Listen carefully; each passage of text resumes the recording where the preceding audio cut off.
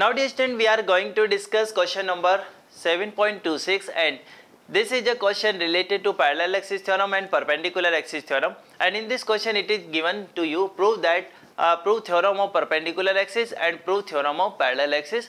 Clear? So first I am going to prove perpendicular axis theorem. Clear? So concentrate on a screen.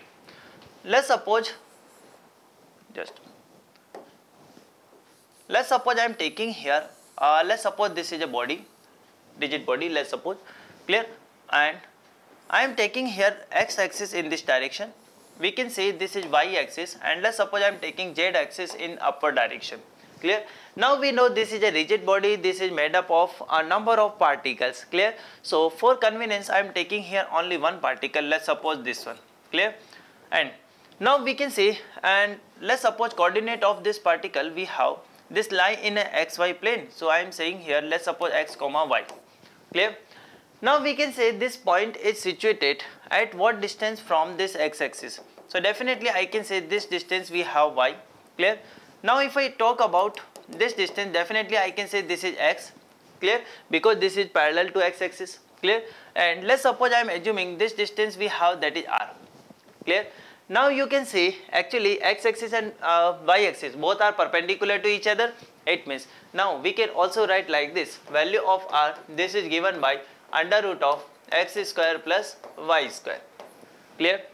So first if I write here moment of inertia about x axis, so I am writing like this, moment of inertia about x axis, that is given by m, and what is this distance, that is y square. So I can write like this is y square. So actually this is moment of inertia at a particular body. Clear? Actually if I writing here mass, so let's suppose I am taking here a very small m, or let's suppose I am taking a mass, that is m. Clear? Now we can say here we have a rigid body, there is an infinite number of particles are here. Clear? So we can write like this is equal to summation of m y square.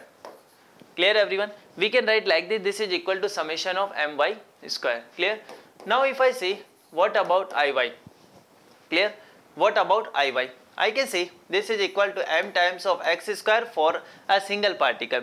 But if I am talk about a complete lamina, at the time I can say this is equal to summation of m x square. Clear? Now if I write same for moment of inertia about z axis, at that time I can say this is equal to mr square. Clear? So if I talking about complete lamina, I can write like this is summation of mr square. Now you can put value of r from here, so we can also write like this Iz, this is given by summation of m x square plus y square. Clear? Because value of r we have under root of x square plus y square, and if we square it we can write like this. Clear? So now we can say Iz, this is given by summation of m x square plus I can also write like this summation of my square. Clear? So Iz. Clear? So if I am talking about Iz, I can say summation of mx square. So this value we have, that is Ix, plus I can say this is given by Iy. Yes or no? So because summation mx square, we can say this is equal to Iy. So you can write like this is Iy and this one is Ix. Clear to everyone? Clear? Now we can actually write like this is summation of mx square, so this is Iy and this is Ix. Now let us try to understand, this is expression of perpendicular axis theorem. Clear? So what this theorem says. Clear? So now you can say here moment of inertia, we can say actually x axis and y axis both are lying in a same plane, and this z axis is actually perpendicular to this plane. Clear? Number one thing. And we can say moment of inertia about this axis, that is equal to summation of moment of inertia about y axis plus moment of inertia about x axis. Clear? So directly you can say Iz, this is given by Ix plus Iy. Clear to everyone? So this is a proof of perpendicular axis theorem. Clear? You can easily find this application. Let's suppose here we have a disk. Let's suppose I am taking this disk. Let's suppose I am saying to you what is moment of inertia of this disk having mass m and radius r about this axis perpendicular to this screen. You can say, sir, this is mr square by 2. Clear? But let's suppose if I say what is moment of inertia about an axis that is passes through the center, or it is a diameter. Clear? So let's suppose I am saying this is x dash. You can say, sir, I x dash, this is given by mr square by 4. Why? Because we can say in this plane we have two axes, x axis or y axis, and both are having same moment of inertia, and this perpendicular moment of inertia about this perpendicular axis, this is given by mr square by 2. Clear? So it will be equally divided. Clear? So like this we can use this perpendicular axis theorem. Clear to you? Now we are going to discuss part number B, or we are going to prove the theorem of parallel axis theorem. Clear? So now concentrate on a screen.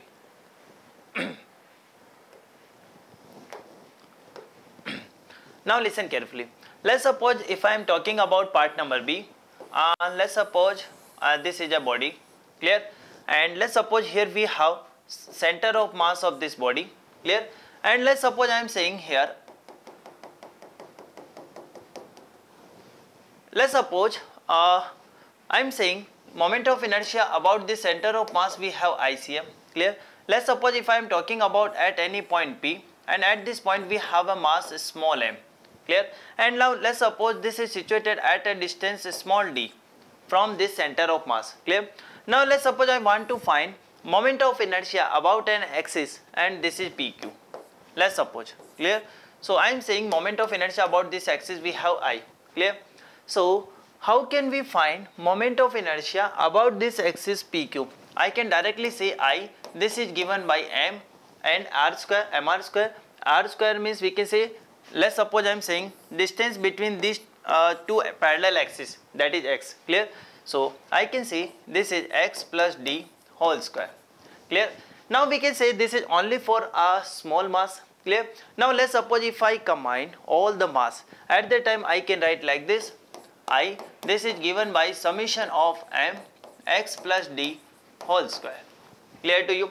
So now we can also write like this, summation of m x square plus d square plus twice of xd.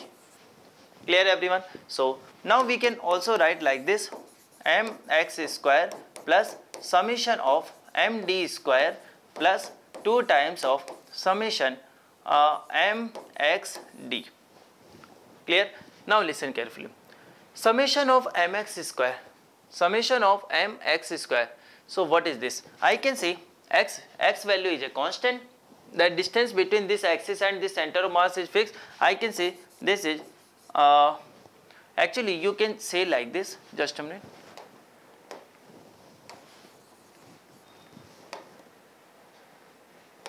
Yes. Now we can say, actually if we are talking about summation of mx square, it means we can say this is a distance, or we can say this is distance. I am saying this is actually related to we can say that is ICM. Clear? This is moment of inertia about center of mass. Clear? Now we can say this is the distance d. Clear? So distance d, I can say this is md square. Clear? Plus whenever I am saying xd. Clear? So about center of mass we can say, if you are doing the product of this distance x into actually you can also write like this. Clear? 2, I am taking this d common, summation of mx. Now listen carefully. Now we know center of mass is represented by m1 x1 plus m2 x2 plus m3 x3 divided by m1 plus m2 plus m3. Clear? But here you can say about center of mass, this value we always find equal to 0. Clear? So directly we can say I, this is given by ICM plus md square. Clear? So you can easily apply this expression. This is the expression of a parallel axis theorem.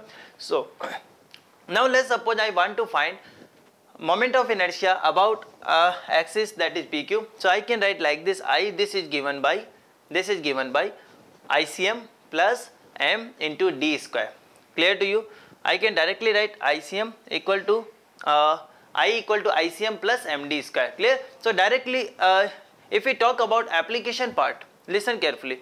So if I talk about application part, let us try to understand how can we apply this parallel axis theorem.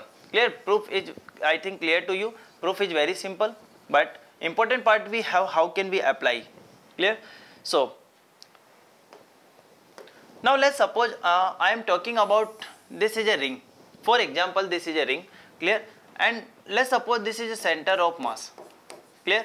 I know a moment of inertia of a ring about its center of mass, about an axis passing through its center. Clear? And perpendicular to this plane, and you know this is mr square. Clear? I am saying, let's suppose mass m and radius is r. Clear? So let's suppose I want to find moment of inertia about an axis that is tangential to this ring. Clear?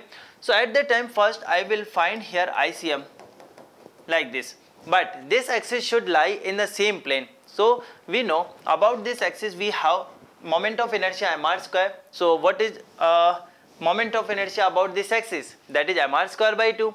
We are using perpendicular axis theorem, and we know this distance we have r. So let's suppose I want to find this I can directly say I, this is given by mr square by 2. This is ICM plus m, and distance between these two axes, that is given by r. Clear?